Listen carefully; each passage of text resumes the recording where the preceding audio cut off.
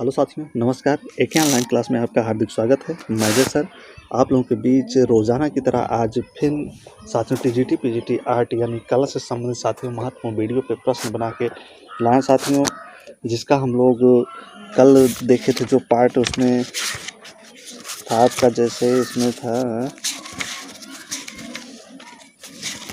पाल शैली, जैन शैली तथा अभ्रंश शैली का, तो उसका हम लोग क्या पढ़े थे, वन लाइनर यानी कि सुपर फास्ट रिवीजन पढ़े थे। तो आज उसी का साथियों क्या बना के लाया हूँ, एमसीक्यूज, जिसमें लगभग आपको 62 क्वेश्चन आपको मिलेंगे।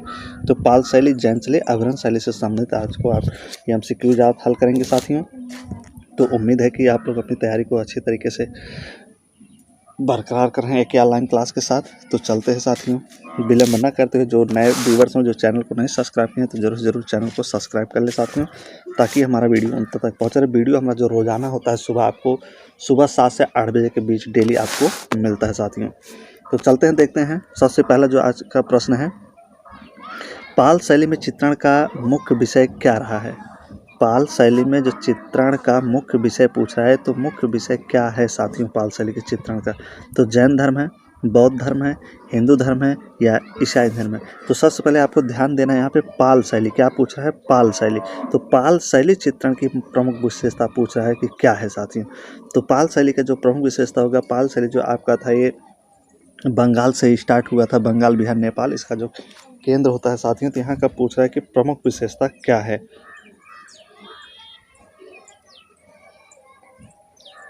तो बंगाल शैली की जो प्रमुख विशेषता होगी, इसमें क्या होगा आपका साथी, यहाँ पे बौद्ध धर्म होगा, क्योंकि बंगाल शैली के जो चित्र बनते थे वो बौद्ध धर्म से संबंधित चित्र बनते थे। तो यहाँ पे खा वाला आंसर आपका क्या हो जाएगा, बिल्कुल राइट हो जाएगा।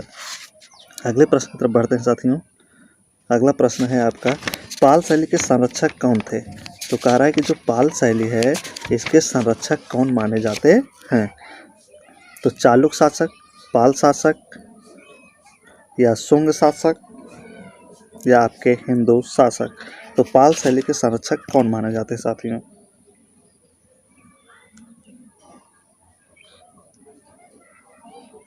तो बहुत ही महत्वपूर्ण प्रश्न है साथियों। तो पाल शैली के संरक्षक कौन माने जाते हैं। तो यहाँ पे क्या हो जाएगा, पाल शैली के जो संरक्षक माने जाते हैं, तो चालुक्य शासक, पाल शासक, शुंग शासक, हिंदू शासक। तो देखिए इसमें से कौन सा आपका राइट आंसर होगा साथियों। यहाँ पे आपका जो पाल शैली के जो संरक्षक माने जाएंगे वो आपके माने जाएंगे पाल शासक। कौन माने जाएंगे साथियों, पाल शासक। तो तीसरे प्रश्न की तरफ बढ़ते हैं। जैन शैली, जैन शैली को पश्चिमी भारतीय शैली, बहुत ही इंपॉर्टेंट प्रश्न है साथियों जितने चल रहे हैं। कह रहा है कि जैन शैली को पश्चिमी भारतीय शैली किस विद्वान ने कहा है। तो राय कृष्णदास, ए.वी. हेवल, आनंद कुमार स्वामी या रविन्द्रनाथ टैगोर। तो जैन शैली को पश्चिमी भारतीय शैली किस विद्वान ने कहा है। तो कमेंट करिए आप फटाफट। देखिए 30 नंबर एमसीक्यूज, आप एमसीक्यूज देख रहे हैं साथियों। तो जैन शैली, पाल शैली, अभ्रंश शैली का, तो इसका आप वन लाइनर सुपरफास्ट रिवीजन पढ़ चुके हैं। तो बताइए इसमें कौन सा राइट आंसर होगा आपका 3 नंबर में। तो यहाँ पे जो जैन शैली को पश्चिमी भारतीय शैली जो विद्वान नाम दिए थे उनका नाम है आनंद कुमार स्वामी। क्या नाम है साथियों, आनंद कुमार स्वामी। तो ग वाला आंसर आपका बिल्कुल यहाँ पे राइट हो जाएगा। अगले प्रश्न की तरफ बढ़ते हैं। जैन चित्रकला के प्रसिद्ध स्रोत बताइए ना। तो आज इसी वीडियो में हम पूरा जैन शैली, पाल शैली पूरा देख लें। जो इंपॉर्टेंट क्वेश्चन बनते हैं सभी क्वेश्चनों को लेकर आए हैं साथियों। तो जैन चित्रकला प्रसिद्ध स्रोत बताइए। तो जैन शैली का जो प्रसिद्ध स्रोत है क्या है साथियों। पंचदशी है, धम्मपद है, कामसूत्र है या कल्प सूत्र है।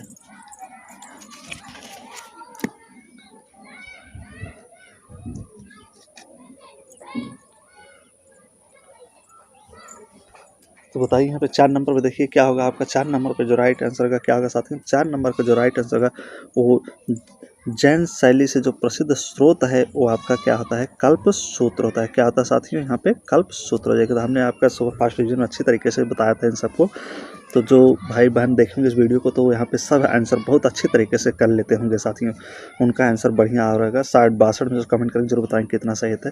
कल्प सूत्र संबंधित है, कह रहा है कि जो कल्प सूत्र है ये संबंधित है, किससे संबंधित, हिंदू धर्म से, बौद्ध धर्म से, जैन धर्म से या इनमें से कोई नहीं। तो कल्प सूत्र किससे संबंधित है साथियों। तो 5 नंबर पे देखें तो 5 नंबर का जो यहाँ पे राइट आंसर क्या हो जाएगा, कल्पसूत्र, जो आपका सम्मानित हो आपके जैन धर्म से संबंधित है। अगला है आपका, भारत में लघु चित्रों की शुरुआत किसने की? भारत में लघु चित्र, कौन से चित्र की बात करें, लघु चित्र की शुरुआत किसने की? तो राजपूतों ने, मुगलों ने, पालों ने या मौर्यों ने? तो भारत में लघु चित्रों की शुरुआत कहाँ से होती है साथियों? पाल वंश के शासकों द्वारा होती है, तो यानी कि पालों ने किया है। तो ग वाला आंसर आपका बिल्कुल करेक्ट हो जाए। अगला, सर्वप्रथम लघु चित्र किस पर बनाए गए हैं? कह रहा है कि सर्वप्रथम जो लघु चित्र थे वो किस पर बनाए गए हैं? किस पर बनाए हुए मिलते हैं साथियों? कागज पर, ताड़पत्र पर, दीवार पर या वस्त्र पर? तो सर्वप्रथम की बात कर रहा है, सबसे पहले की बात कर रहा है कि लघु चित्र किस पे बनाए जाते हैं, तो साथियों ताड़पत्रों पर ही बनाए हुए मिलते हैं साथियों। अगला है आपका, भारत में सर्वप्रथम सचित्र पुस्तकें किस माध्यम में बनी है? तो 8 नंबर पे हम लोग पहुंच गए हैं। भारत में सर्वप्रथम सचित्र पुस्तकें किस माध्यम में बनी है? तो कपड़े पर, तालपत्रों पर, कागज पर या लकड़ी के पट्टों पर? तो भारत में सर्वप्रथम सचित्र पुस्तकें किस माध्यम में बनी है साथियों?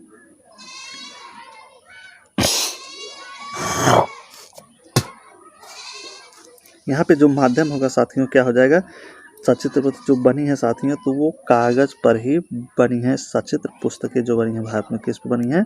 सचित्र पुस्तकें तो कागज पर बनी हुई मिलती हैं। तो ग वाला आंसर बिल्कुल आपका करेक्ट हो जाए। पोथी चित्रण का प्रारंभ किस शैली से हुआ? पोथी चित्रण का प्रारंभ किस शैली से हुआ साथियों? पाल शैली से, जैन शैली से, मुगल शैली से या राजपूत शैली से? तो पोथी शैली का जो चित्रण हुआ है आपका, ये किससे हुआ है? तो ये आपका चारों में से जो राइट आंसर है साथियों क्या हो जाएगा? पाल शैली से हुआ। अगले प्रश्न में बढ़ते हैं, पाल पोथी चित्रों का मुख्य विषय क्या है? पाल राजाओं का जीवन चरित्र है, नवाबों का दरबार है, बुद्ध का जीवन चरित्र है या चैतन्य महाप्रभु का जीवन चरित्र? पाल पोथी चित्रों का मुख्य विषय क्या है ना? तो यहाँ पे देखा जाए तो जो चारों में जो सही आपका जो बेस्ट आंसर होगा मित्रों क्या हो जाएगा? बुद्ध का जीवन चरित्र। बुद्ध के जीवन चरित्र से पाल पोथी का मुख्य विषय बताया गया है। पाल चित्रकला का किस प्रदेश की है? ये जो पाल चित्रकला साथियों किस प्रदेश की है पूछ रहा। प्रदेश नेपाल की है, उड़ीसा की है, बिहार की है या बंगाल की है ना? तो यहाँ पे जो पाल चित्रकला है साथियों, आपने देखा है सुपरफास्ट रीजन में पढ़ा होगा कि पाल शैली जो थी वो बंगाल, बिहार, नेपाल थी, लेकिन पाल शैली का जो मुख्य प्रदेश माना जाता है साथियों वो बंगाल था। बंगाल से ही बिहार और नेपाल फैली थी पाल शैली। तो इसलिए यहाँ पे हम घ वाला आंसर करेक्ट लगाएंगे। अगला है, पाल लघु चित्रों की परंपरा किस काल से आरंभ हुई है? पाल जो लघु चित्र है इसकी परंपरा किस काल से आरंभ हुई है? तो भारतीय लघु चित्रों की परंपरा किस काल से आरंभ हुई? तो प्राचीन काल से, आधुनिक काल से, प्रागैतिहासिक काल से या उत्तर मध्य प्राकृतिक से? तो 12 नंबर पर देखिए साथियों, तो 12 नंबर का जो राइट आंसर होगा साथियों वो आपका हो जाएगा उत्तर मध्य काल से। क्या हो जाएगा साथियों? उत्तर मध्य काल से। अगला है आपका, पाल शैली के चित्र होते हैं, तो कह रहा है कि पाल शैली के चित्र होते हैं तो कैसे होते हैं साथियों? पोथियों पर, दीवारों पर, कैनवास पर बने होते हैं या बोर्ड पर बने होते हैं? तो पाल शैली के चित्र कैसे बने होते हैं या किस पर बने होते हैं? तो 13 नंबर पे जो राइट आंसर है आप कमेंट करिए किस पर बने होते थे। पाल शैली के जो चित्र होते थे बने होते थे वो कैनवास पर। बुद्ध योग मुद्रा में कमल पर आसीन नामक चित्र किस शैली का उत्तम उदाहरण है ना? बुद्ध योग मुद्रा पर किस पे आसीन है साथ में? कमल पर। ये किस शैली का चित्र है कह रहा है? पाल शैली का है, मुगल शैली का है, राजपूत शैली का है कि इनमें से कोई नहीं? तो 14 नंबर पे जो राइट आंसर होगा, बुद्ध योग मुद्रा में कमल पर आसीन है नामक चित्र किस शैली का है? तो ये आपके पाल शैली का साथी है। अगला, डॉक्टर आनंद कुमार स्वामी ने कल्पसूत्र की एक प्रति कहाँ से प्राप्त की है? कहाँ से, कब? 1924 में कहाँ से प्राप्त की? किसने? डॉक्टर आनंद कुमार स्वामी ने। लाहौर संग्रहालय से, कलकत्ता संग्रहालय से, बर्लिन संग्रहालय से या इनमें से कहीं नहीं ना? तो आनंद कुमार स्वामी ने 1924 में कहाँ से कल्पसूत्र की एक प्रति साथियों प्राप्त किए? जो प्रति वो प्राप्त किए थे कहाँ से था? वो बर्लिन संग्रहालय से था। तो बहुत ही इंपॉर्टेंट प्रश्न, जितने भी इंपॉर्टेंट साथियों बहुत ही इंपॉर्टेंट प्रश्न है, जितने प्रश्न आपके बीच आ रहे हैं वीडियो को एक बार 2 बार आप जरूर देखिए, वीडियो को हो सके तो जितने प्रश्न हैं इनको नोट डाउन कर लीजिए आप लोग। जैन लघु चित्रों का प्रमुख विषय क्या है? जो जैन लघु चित्र है इसका प्रमुख विषय क्या है? जैन लघु चित्रों का पशु पक्षी है, शासक है, तीर्थंकर उनकी जीवनी है, या इनमें से कोई नहीं। तो 16 नंबर पे हम लोग पहुंच चुके हैं साथियों। तो 16 नंबर का राइट आंसर आप कमेंट करके बताइए कि लघु चित्रों का प्रमुख विषय क्या है। तो यहाँ पे क्या हो जाएगा साथियों? तीर्थंकर और उनकी जीवनी। 17 है, विक्रमशिला महाविद्यालय की स्थापना किसने किया? ना तो विक्रम महाविद्यालय की स्थापना विक्रमशिला का किसने किया साथियों? इसकी स्थापना तो धर्मपाल, वित्तपाल, सुतपाल या जयपाल। तो विक्रमशिला महाविद्यालय की स्थापना किसने किए थे? तो इसमें जो करने वाले होंगे शासकों का क्या नाम है आप कमेंट करिए। धर्मपाल थे।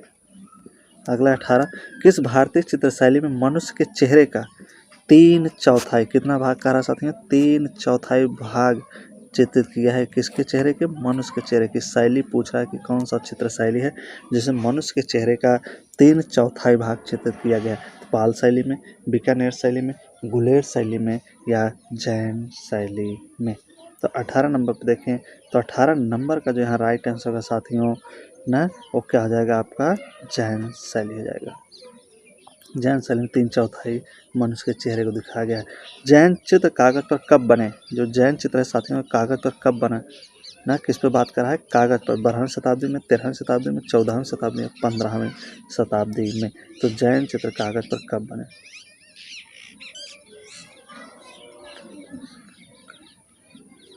ना तो कब बना साथियों? 12वीं शताब्दी में। जैन चित्र कागज पर कब बने? 12वीं शताब्दी में। अगला है आपका, अभ्रंश चित्रों का क्या विषय है? जो अभ्रंश चित्र हैं साथियों इनका विषय क्या है कह रहा है? अभ्रंश चित्रों का क्या विषय है? जैन है, ब्राह्मण है, श्रृंगार है या बौद्ध है? तो क्या है जैन चित्रों का विषय साथियों? जैन, ब्राह्मण, श्रृंगार या बौद्ध? तो 20 नंबर पे देखें, यहाँ पे कमेंट करिए आप 20 नंबर का राइट आंसर क्या आ जाएगा। तो अभ्रंश चित्रों का जो विषय कहलाता है वो क्या कहलाता है साथियों? जैन कहलाता है। तो इसलिए का वाला आंसर बिल्कुल आपका राइट हो जाएगा। अगला है, खिलौनों की तरह पशु पक्षियों का अलंकरण किस शैली में हुआ है? इसकी तरह कह रहा है खिलौनों की तरह। बहुत ही महत्वपूर्ण प्रश्न है साथियों ये, स्टार लगा के चलिए। खिलौनों की तरह पशु पक्षियों का अलंकरण किस शैली में हुआ है? तो पहाड़ी शैली में, अभ्रंश शैली में मित्रों, या मुगल शैली में? एक ऑप्शन और है नीचे है आपका वो है राजपूत शैली में। खिलौनों की तरह अंकरण किस शैली में देखने को मिलता है? तो 21 नंबर का क्वेश्चन है। तो 21 नंबर में देखिए आपका राइट आंसर क्या होगा। खिलौनों की तरह जो चित्रण देखने को मिलता है वो आपका अभ्रंश शैली में ही मिलता है। अगला है आपका, जैन लघु चित्रों की विशेषता है। जो जैन लघु चित्र इनकी क्या विशेषता है? प्राकृतिक चित्रण, पश चित्रण, परली आँख का दिखाना या बौनी आकृतियाँ? तो 22 नंबर में जो कह रहा है साथियों बहुत ही महत्वपूर्ण है 22 नंबर का प्रश्न। इसमें देखिए कह रहा है कि जैन लघु चित्रों की विशेषता क्या है? तो क्या हो जाएगा यहाँ पे? परली आँख का दिखाना जैन लघु चित्रों की प्रमुख विशेषता मानी जाती है। अगला है आपका,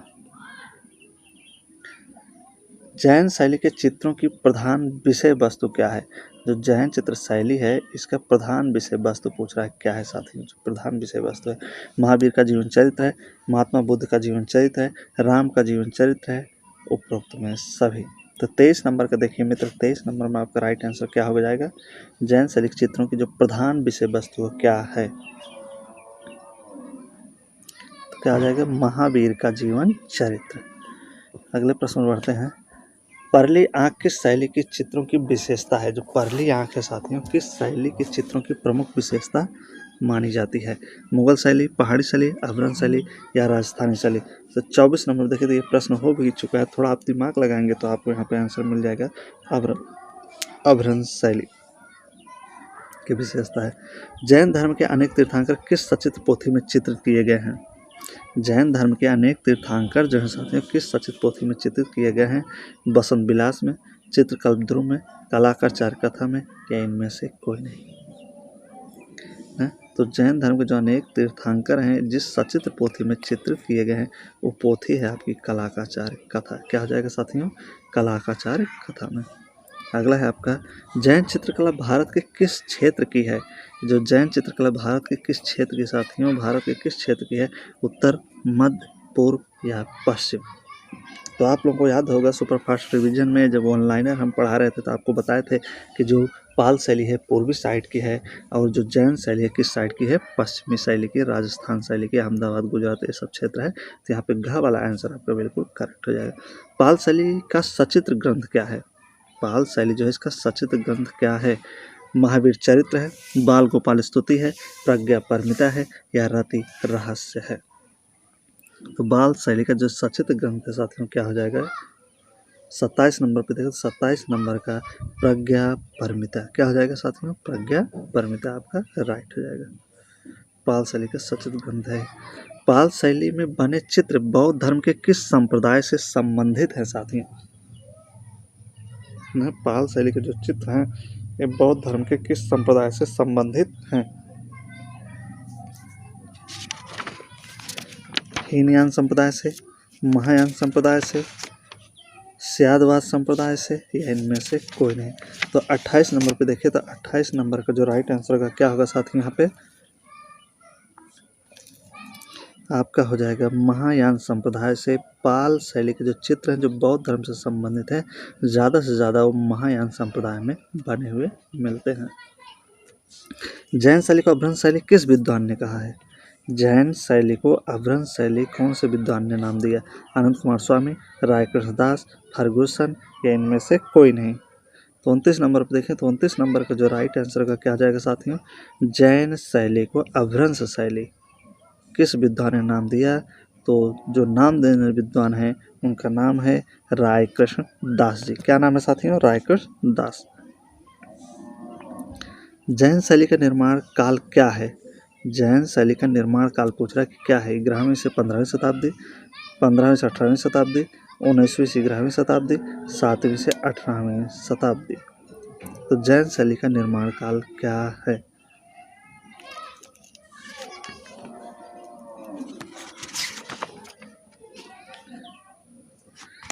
जैन शैली का जो निर्माण काल होगा साथ ही यहाँ पे क्या हो जाएगा? 30वें पे देखें तो यहाँ पे 11वीं से लेके 15वीं शताब्दी जो ऑप्शन दिया गया है यानी कि का ऑप्शन है आपका बिल्कुल राइट हो जाए। तो जैन धर्म के जो 24वें तीर्थंकर थे उनका नाम क्या था साथियों? महावीर स्वामी। इनका जन्म 599 ईसा पूर्व में और 527 इनकी मृत्यु हुई थी साथियों। मृत्यु कहाँ हुआ था साथियों? पावापुरी, राजगृह के पावापुरी में। इनका जो दामाद था प्रथम अनुयायी बना था जिसका नाम क्या था साथियों? जमाली। महावीर स्वामी का जो जन्म हुआ था ये कहाँ हुआ था? वैशाली के कुंडा ग्राम में 599 ईसा पूर्व में। अगले प्रश्न की तरफ बढ़ते हैं। अभ्रंश शैली में जैन धर्म के किस संप्रदाय से संबंधित है? ये जो अभ्रंश शैली है जैन धर्म के किस संप्रदाय से संबंध रखता है? श्वेतांबर संप्रदाय से, दिगंबर संप्रदाय से, महायान संप्रदाय से या इनमें से किसी से नहीं। तो 31 नंबर पे जाती हूँ तो 31 नंबर का जो राइट आंसर क्या हो जाएगा? ये अभ्रंश शैली जो है जैन धर्म के श्वेतांबर संप्रदाय से संबंध इसका होता है। यहाँ का वाला आंसर बिल्कुल आपका राइट हो जाए। अभ्रंश जैन शैली का प्राचीनतम ग्रंथ माना जाता है। तो अभ्रंश जैन शैली जो है इसका सबसे प्राचीनतम ग्रंथ क्या माना जाता है? कथा साहित्य सागर, निशीथी चूड़ी, आज्ञसूत्र या इनमें से कोई नहीं। तो बहुत ही महत्वपूर्ण प्रश्न है साथियों।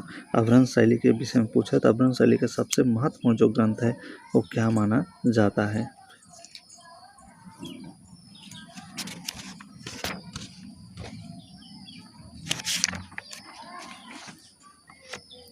ना तो अभ्रंश शैली का जो महत्वपूर्ण ग्रंथ है यहाँ पे क्या आ जाएगा साथियों? 32 नंबर देखें तो यहाँ पे निशीथी चूड़ी। क्या आ जाएगा? निशीथी चूड़ी अभ्रंश शैली का सबसे प्रमुख ग्रंथ माना जाता है साथियों। अगले प्रश्न बढ़ते हैं। कल्पसूत्र की सबसे उत्तम प्रति कहाँ से प्राप्त हुई? जो कल्पसूत्र है इसकी सबसे उत्तम प्रति कहाँ से मिली? जौनपुर से, सहारनपुर से, अहमदाबाद से या मुंबई से?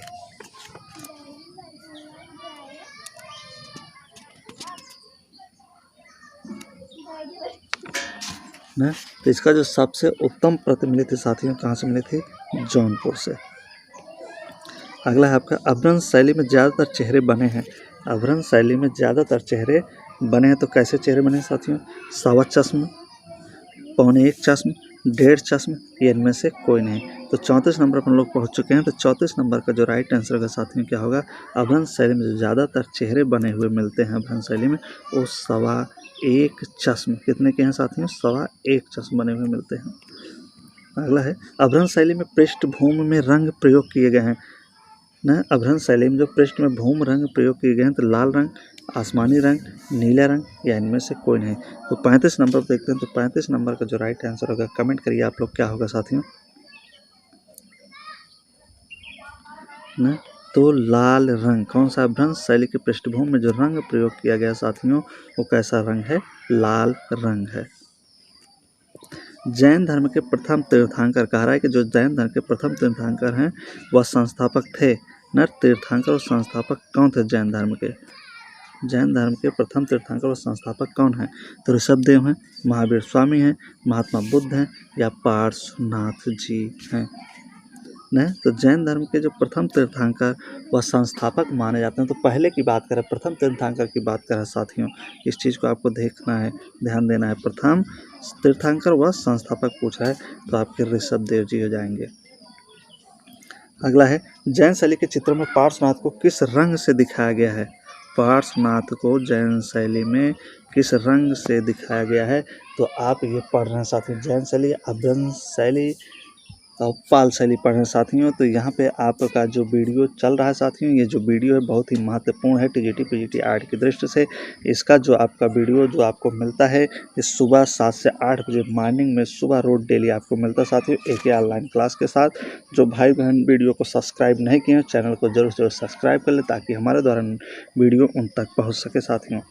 तो 37 नंबर पे देखिए, 37 जो आपका प्यार दुलार मिल रहा है, बहुत ही सम्मानीय है साथियों। तो यहाँ 37 नंबर पर जो राइट आंसर होगा वो आपका हो जाएगा नीला रंग।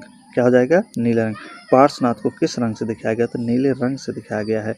जैन धर्म से संबंधित प्रथम गुफा है। जैन धर्म से संबंधित प्रथम गुफा, इसलिए थोड़ा फास्ट चलते साथियों, आपका ज़्यादा से ज़्यादा टाइम वेस्ट ना हो, प्रश्न भी आपको तैयार हो जाए और देख भी ले ना। सित्तरमासल, अजंता, एलोरा, इनमें से कोई नहीं। तो जैन धर्म से संबंधित प्रथम गुफा कौन सी है? तो बताइए। 38 नंबर पर पहुंच चुके हैं, 38वां क्वेश्चन देख रहे हैं। तो जैन धर्म से संबंधित जो प्रथम गुफा है वो है आपका सित्तरमासल। अभ्रंश शैली में अंग प्रत्यंग कैसे बने हैं साथियों? अभ्रंश शैली में अंग प्रत्यंग बता रहा है, पूछ रहा है कि कैसे बने हुए मिले हैं। गतिमय, कोमल, स्थिर और अकड़ के, या इनमें से कोई नहीं। 39 नंबर पे देखें। तो 39 नंबर का जो राइट आंसर होगा वो आप कमेंट बॉक्स में ज़रूर कमेंट करके बताएं। यहाँ पे जो राइट आंसर होगा वो क्या हो जाएगा साथियों? गा, स्थिर और अकड़ के। अगला है आपका अभ्रंश शैली में किस रंग का प्रयोग अधिक हुआ है? अभ्रंश शैली में किस रंग का प्रयोग अधिक हुआ है? हरे रंग का, नीले रंग का, सुनहरे रंग का, या सफ़ेद रंग का? तो अभ्रंश शैली की बात कर रहा है कि किस रंग का उसमें साथियों प्रयोग किया गया मिलता है ज़्यादा। तो 40 में देखिए, तो 40 का क्या हो जाएगा? सुनहरा रंग ना। अभ्रंश शैली, अब मुगल शैली या जैन शैली में आपको सुनहरे रंग की देखने को मिलता है, लेकिन जबकि पाल शैली में सुनहरा रंग देखने को नहीं मिलता है। पाल शैली में नहीं मिलता है, जैन में, मुगल में मिलता है। धीमान और बितपाल किस शैली के मुख्य चित्रकार थे? धीमान और बितपाल किस शैली के प्रमुख चित्रकार माने जाते हैं? धीमान और बितपाल गुजराती शैली के, अजंता शैली के, पाल शैली के, गुलेर शैली के। तो धीमान और बितपाल के साथियों जो किस शैली के कलाकार माने जाते हैं? तो ये राइट कमेंट आंसर आप करिए। आप लोग देखिए क्या होगा इसका आंसर? गा, पाल शैली से। धीमान और बितपाल का जो संबंध है पाल शैली से था। पाल शैली के अच्छे चित्रकार माने जाते हैं। पाल शैली के चित्र किन स्थानों पर बने हुए हैं? पाल लिखित रहे किन स्थानों पर बने हैं? गुजरात, राजस्थान, असम में, उत्तर प्रदेश, मध्य प्रदेश, उड़ीसा में, बंगाल, बिहार, नेपाल में, इनमें से कोई जगह नहीं। तो 42 का देखिए यहाँ पे राइट आंसर क्या होगा साथियों? तो बंगाल, बिहार और नेपाल में पाल शैली के चित्र बने हुए मिलते हैं। यही इसका केंद्र था। पाल शैली की पोथियों के पात्रों की माप पूछ रहा है साथियों कि पाल शैली में जो पोथी बने उसके जो पोथी हैं उनके पन्नों की माप पूछ रहा है कि क्या था। तो 22 1/4 गुणे 2 सही 1/4, 15 से 1/2 गुणे 3 से 1/2, 2 से 1/4 गुणे 22 1/4, 22 से 1/2 गुणे 5 से 1/2। तो 43 नंबर 43 नंबर पे हम लोग पहुंच चुके हैं। यहाँ पे जो राइट आंसर होगा साथियों वो आप कमेंट करके बताइए क्या हो जाएगा। तो 22 सही 1/4 गुणे 2/4, ये आपका राइट आंसर होगा। इस चीज़ को आप नोट कर लीजिए। ये पाल शैली की पोथियों के जो पन्ने थे उनकी माप है। निम्न में से कौन सा ग्रंथ पाल शैली का नहीं है? क्या पूछ रहा है कि नहीं है साथियों, पाल शैली का ग्रंथ नहीं है। गंधर्वव्यूह है, साधनमाला है, चक्रव्यूह है या प्रज्ञा परिमिता है। तो कौन सा ग्रंथ नहीं है पाल शैली का ना? तो 44 नंबर पे 44 नंबर का जो राइट आंसर साथियों क्या हो जाएगा यहाँ पे चक्रव्यूह है ना। ये पाल शैली ग्रंथ का नहीं है। गंधर्वव्यूह, साधनमाला, प्रज्ञा परिमिता ये तीनों हैं लेकिन चक्रव्यूह उसमें से नहीं है। अगला है आपका, किस शैली के चित्रों में स्वर्ण रंगों का प्रयोग नहीं मिलता है? कह रहा है कि कौन सी शैली है जिसमें स्वर्ण रंगों का प्रयोग नहीं देखने को मिलता है? अभ्रंश शैली में, मुगल शैली में, पाल शैली में, इनमें से कोई नहीं। तो थोड़ा इससे पहले हमने चर्चा किया है, अगर थोड़ा आप लोग ध्यान देंगे तो इस प्रश्न को आप राइट कर जाएंगे। 45 नंबर पर जो राइट आंसर का क्या होगा साथियों, कह रहा है कि किस शैली के चित्रों में सोने के रंग, सुनहरे रंगों का प्रयोग नहीं हुआ है? क्या हुआ है? नहीं हुआ है। तो देख के आप बताइए कौन सा होगा। तो अभ्रंश शैली में हुआ है, मुगल शैली में भी हुआ है ना। इनमें जो नहीं हुआ है वो पाल शैली में नहीं हुआ है सुनहरे रंगों का प्रयोग। तो 45 का क्या हो जाएगा? ग बिल्कुल करेक्ट हो जाएगा। अगले प्रश्न की तरफ बढ़ते हैं। अगला है आपका, पुस्तक शैली के नाम से भी किस शैली को जाना जाता है? किसके नाम से साथियों? पुस्तक शैली के नाम से। अभ्रंश शैली को, राजस्थानी शैली को, मुगल शैली को या इनमें से कोई नहीं। तो पुस्तक शैली के नाम से किस शैली को जाना जाता है?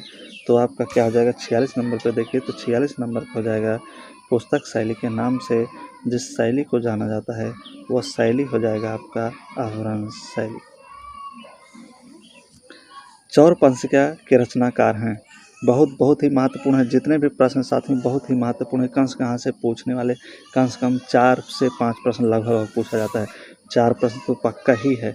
चौरपंशिका के रचनाकार हैं बिल्हड़, कल्हड़, भूषण या गोपीनाथ जी। तो 47 नंबर पे देखें तो चौरपंशिका के रचनाकार का नाम पूछा। तो चौरपंशिका के जो रचनाकार हैं कौन जाएंगे साथियों, आप देखें कल्हड़। कल्हड़ का क्या रचना है साथियों? तो कल्हड़ का राज तरंगड़ी है। तो यहाँ चौरपंशिका किसका हो जाएगा साथियों? तो चौरपंशिका जो हो जाएगा वो आपके बिल्हड़ महोदय को हो जाएगा। किसका हो जाएगा? बिल्हड़ का। तो का वाला आंसर बिल्कुल आपका करेक्ट हो जाएगा। अगला है आपका, जौनपुर से प्राप्त स्वर्ण अक्षरों वाली 1467 की कल्पसूत्र की सबसे उत्तम वाली प्रति कहाँ से सुरक्षित है? तो कहाँ से मिली साथियों? सबसे पहले देखना है जौनपुर से कह रहा है।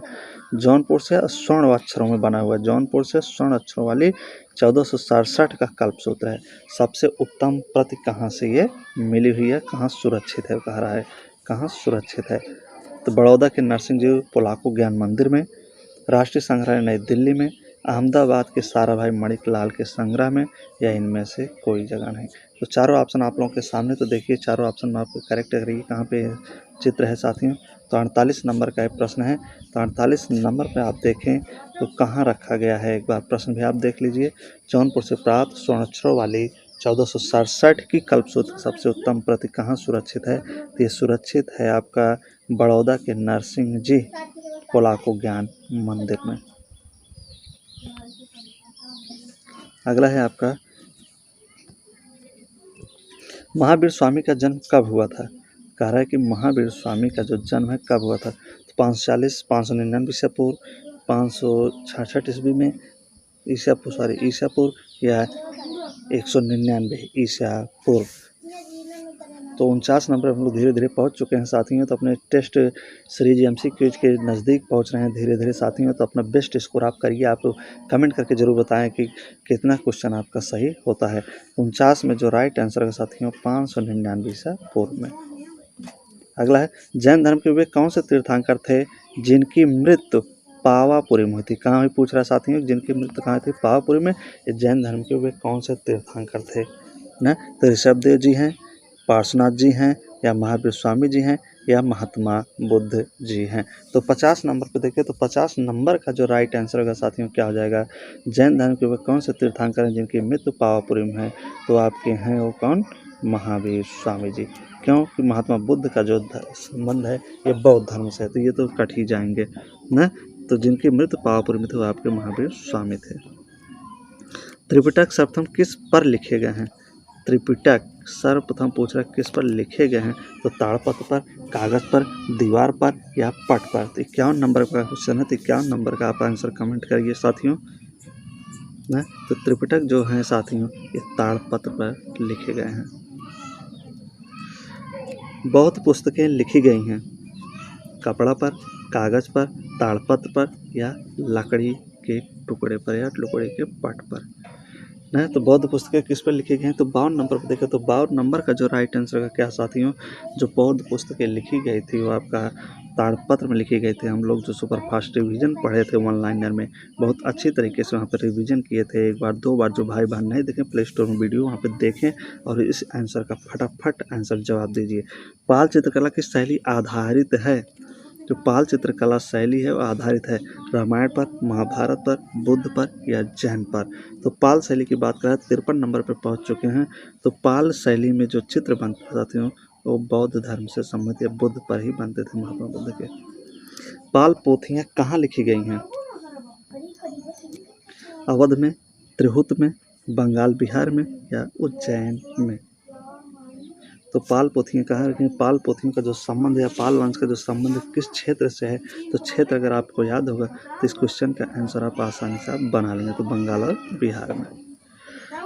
पाल पोथियाँ किस पर लिखी गई साथियों, तो पाल पोथियाँ जो है काशफलक, पट, ताड़पत्र, चर्म पर। तो 55 नंबर पर देखें तो पाल पोथियाँ जो लिखी गई हैं ताड़पत्र पर लिखी गई हैं। किस पर लिखी गई हैं, ताड़पत्र पर। अगला है पाल पोथियाँ किस धर्म से संबंधित हैं, शैव से, जैन से, भागवत से, महायान, बौद्ध से। तो 56 नंबर पर जो राइट आंसर होगा साथियों, पाल पोथियाँ किस धर्म से संबंधित हैं, तो धर्म आपका हो जाएगा महायान बौद्ध धर्म से। 1100 ईस्वी से लेकर 1500 ईस्वी के मध्य रचित पोथियों की चित्र शैली का उपयुक्त नाम क्या है साथियों, पूछ रहा है। तो जैन शैली है, गुजरात शैली है, अभ्रंश शैली है, पश्चिमी भारतीय शैली है। तो 57 और 57 नंबर पर पहुँच चुके हैं। 57 नंबर का जो राइट आंसर है यहाँ पे क्या हो जाएगा, वो अभ्रंश शैली हो जाएगा। क्या हो जाएगा, अभ्रंश शैली। अगला है आपका कल्पसूत्र की प्रति समय जो है 1465 ईस्वी के लिपिकार कौन थे। कार्य के जो कल्पसूत्र है उसकी एक प्रति है जो 1465 ईस्वी में लिखी गई थी, तो उसके लिपिकार को पूछ रहा है कि कौन है साथियों। कर्ण सिंह हैं, देवीदास गौड़ हैं, नागरी दास हैं या निहाल चंद हैं, कौन है साथियों। तो 58 नंबर पर देखें, कमेंट करें इस प्रश्न का राइट आंसर क्या होगा। जो वीडियो आपको मिलता है सुबह 7 से 8 बजे मॉर्निंग में डेली आपको मिलता है साथियों, तो वीडियो को जरूर देखिए। फ्री क्लास है, इसका लाभ उठाइए। जो भाई बहन आपके साथ टीजीटी पीजीटी ऐड की तैयारी करें उनके पास वीडियो को अधिक से अधिक मात्रा में शेयर करें, वो भी इस फ्री निःशुल्क क्लास का लाभ उठा सके, अपनी तैयारी को बेहतर कर सके। साथियों एक अच्छा मुकाम आपको निश्चित मिलेगा, जब आप पसीने बहाएंगे, मेहनत करेंगे तो जरूर ही सफलता मिलेगी। तो 58 नंबर का जो राइट आंसर होगा वो देवीदास गौड़ थे। अगला दुर्गा सप्तशती के चित्र किस शैली के हैं, दुर्गा सप्तशती के चित्र किस शैली के पूछ रहा है साथियों, किस शैली के हैं दुर्गा सप्तशती के चित्र। ग्राम्य शैली, अभ्रंश शैली, गुजराती शैली या पाल शैली। तो 59 नंबर पर पहुँच चुके हैं। तो 59 नंबर का जो राइट आंसर का क्या होगा, अभ्रंश शैली से थे उनका संबंध। गीत गोविंद के चित्र किस शैली के हैं, गीत गोविंद के जो चित्र हैं साथियों पूछ रहा है कि किस शैली के हैं। अभ्रंश शैली, गुजरात शैली, जैन शैली या पश्चिमी भारतीय शैली। तो 60 नंबर पे जो 60 नंबर का राइट आंसर हो साथियों, गीत गोविंद का जो चित्र बने थे साथियों अभ्रंश शैली में बने हुए मिलते हैं। अगला है लेपाक्षी मंदिर तथा उसके भित्ति चित्र किसने बनवाए, हरिहर, बुक्का राय, अच्युतदेव राय या इरुगप्पा। कार्य कि लेपाक्षी जो मंदिर है उसके जो भित्ति चित्र हैं किसने बनाए थे। 61 नंबर पे देखें तो यहाँ पे जो राइट आंसर होगा अच्युतदेव। कौन बनाते थे, अच्युतदेव ने। अगला है देवा पासनो पांडो कल्पसूत्र हस्तलिपि का चित्रण इनमें से किस कला स्वरूप से प्रभावित है। तो आप वीडियो को एक बार, दो बार, तीन बार देखिए जब तक वीडियो आपको पूरी रूप से समझ में ना आए और सारे क्वेश्चन आपको याद ना हो जाए साथियों। तो 62 नंबर देखो तो महत्वपूर्ण है साथियों जितने भी प्रश्न यहाँ पे। तो 62 का देखिए फारसी कला, भारतीय कला, अफ्रीकी कला, यूरोपीय कला, देवोपासनोपाणो कल्पसूत्र हस्तलिपि का चित्रण इनमें से किस कला स्वरूप से प्रभावित था पूछ रहा है। तो यहाँ पे क्या हो जाएगा, फारसी कला से प्रभावित था। अगला है आपका थनका का क्या अर्थ है। पूछ रहा है कि जो थनका है साथियों इसका क्या अर्थ है, क्या मतलब है थनका का ना। भित्ति चित्र है, मोहरे हैं, सिक्के हैं या मंदिर की पताकाएं हैं जिसे बैनर्स कहा जाता है। तो 63 का आप कमेंट करिए साथियों। तो 63 का जो राइट आंसर होगा वो घ वाला हो जाएगा। मंदिर की पताकाएं को ही थनका कहा जाता है, हिमाचल प्रदेश संबंधित है। 5 रक्षा सूत्र की हस्तलिपि का चित्रण किस परंपरा से संबंधित है।